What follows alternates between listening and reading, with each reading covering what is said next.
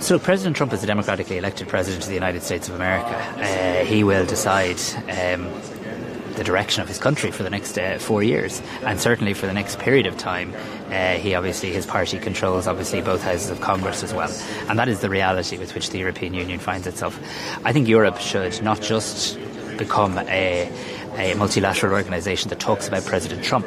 We should also be one that talks about what we are going to do ourselves. We are not just commentators on the outcomes of other people's elections. We are the European Union, and there are hundreds of millions of us. There are 27 countries, and we must now control what we can control, and that means the implementation of the Draghi report. It means the implementation of Letta's recommendations. It means carving out the proper time, bandwidth, space, capacity in the Commission to return to issues like competitiveness, and it means engaging with President Trump in a way that I think he relates to, about the benefits to the United States of America of doing business with the European Union and member states of the European Union.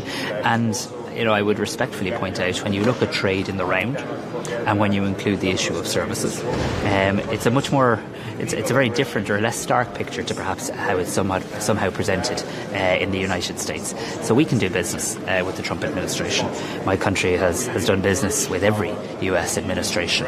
There'll be challenges. There'll absolutely be challenges. But we've got to control what we can control, and that's why I want to meet the Trade Commissioner today. I think it's essential that there's an early engagement between the EU and the US. I called for that during my time as a member of the European Council. I reiterate that today.